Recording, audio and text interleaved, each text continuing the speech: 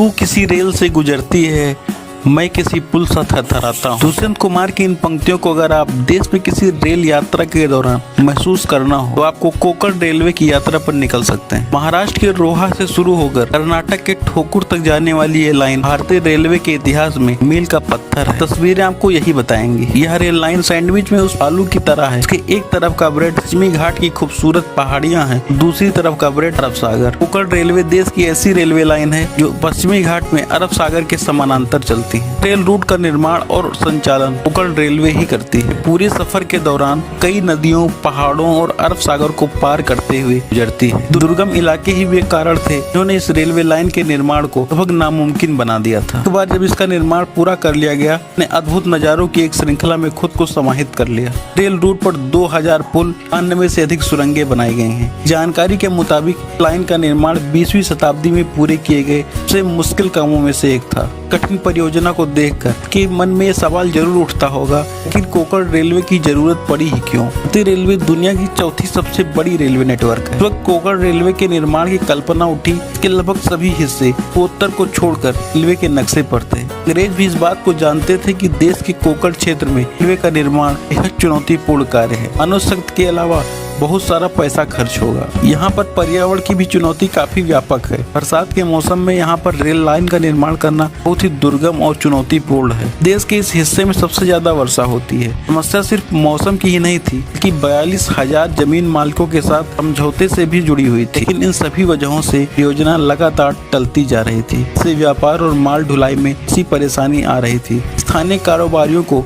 लंबी यात्रा करनी पड़ रही थी और इससे यातायात का खर्च भी बढ़ रहा था। आखिरकार 15 सितंबर 1990 के दिन कोंकण रेलवे के निर्माण की मंजूरी दे दी गई। रोहा में इसकी आधारशिला रखी गई। महाराष्ट्र के कोंकण से लेकर तटीय कर्नाटक एकदम पिछड़ा एरिया था, क्योंकि इन सभी क्षेत्रों का मुंबई और दिल्ली के बीच रेल संपर्क बेहद कठिन था। इसलिए यह सभी इलाके बेहद पिछड़े हुए थे। इस इलाके के दो प्रसिद्ध नेता, एक जॉर्ज फर्नांडिस और दूसरे मधु दंडवते का सपना था कि इस एरिया का पिछड़ापन दूर किया जाए। कोंकण रेलवे का सपना सबसे पहले महाराष्ट्र के कोंकण इलाके के रत्नागिरी से 5 बार के सांसद मधु दंडवते ने देखा। मधु दंडवते जब इस रेलवे लाइन के निर्माण की बात करते थे तो उस जमाने में कांग्रेसी नेता मधु दंडवते का मजाक उड़ाया करते थे। दरअसल सह्याद्री की विशाल पहाड़ियां, अरब सागर की विशाल चैनल से भरे दुर्गम रास्ते पर जहां 50 से ज्यादा झरने हैं, वहां पर रेलवे लाइन का निर्माण असंभव सा था। अमेरिका और ब्रिटेन की कई कंपनियों ने सर्वे करने के बाद इस रूट पर रेलवे लाइन बनाने से इनकार कर दिया, लेकिन मधु दंडवते ने हार नहीं मानी और उन्होंने महाराष्ट्र के रोहा जंक्शन से होते हुए कोंकण के चिपलून,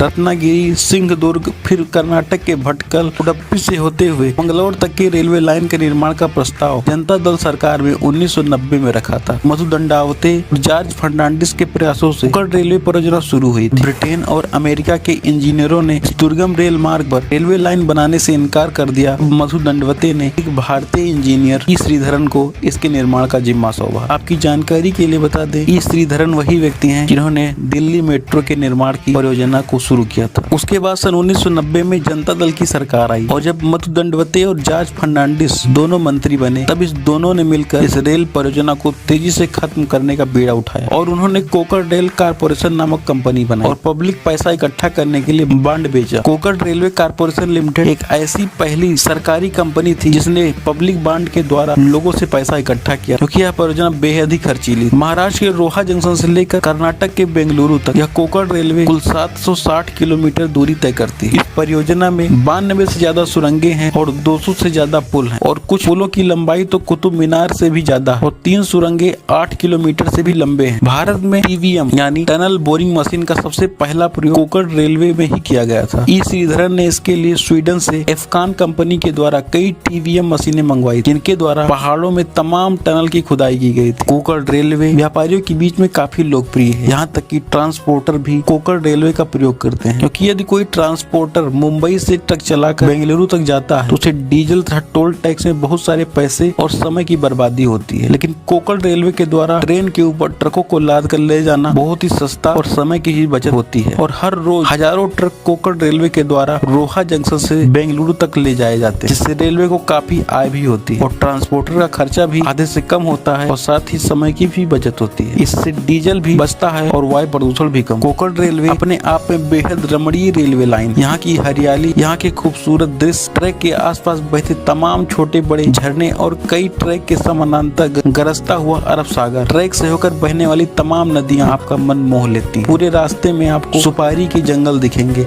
आपको लगेगा ही नहीं कि आप ट्रेन में बैठे हैं, ऐसा लगेगा आपको जैसे आप एक जंगल सफारी कर रहे हैं। कोकण रेलवे की पूरी परियोजना को 7 हिस्सों में बांटा गया, जिसे एक चीफ इंजीनियर हेड कर रहा था। उसे रेलवे को पास कराने के लिए सर्वश्रेष्ठ रास्ता तैयार करने की जिम्मेदारी दी गई। इसके लिए सैटेलाइट तस्वीरों और लंबे सर्वे के काम को पूरा किया गया। जमीन अधिग्रहण के लिए स्थानीय पंचायतों और नेताओं से संपर्क किया गया। मिट्टी के प्रकार और पेड़ों की मात्रा के हिसाब से मुआवजा तय किया गया। रेलवे में नौकरी देने का भी भरोसा दिया गया। L&T एंड एफकॉन को चार्ज दिया गया और बड़ी टनल बोरिंग मशीन को स्वीडन से मंगाया गया। 5 साल की समय सीमा के लिए 30,000 वर्करों को काम पर लगाया गया। हालांकि इस प्रोजेक्ट को पूरा होने में लगभग 7 साल लग गए, जिसमें 93 मजदूरों की मृत्यु भी हो गई, उनको भी अपनी जान गंवानी पड़ी। लेकिन एक बार काम पूरा हो जाने के बाद मुंबई से गोवा कोच्चि का सफर 10 से 12 घंटे तक कम हो गया। कोकण रेलवे आज भी भारत के सबसे मुश्किल कामों में से एक परियोजना थी, जिसे पूरा कर लिया। ये थी कोकण रेलवे से जुड़ी हुई कुछ अद्भुत जानकारी। अगर आपको वीडियो अच्छा लगा हो तो हमारे चैनल को सब्सक्राइब करें और वीडियो को लाइक करें। धन्यवाद।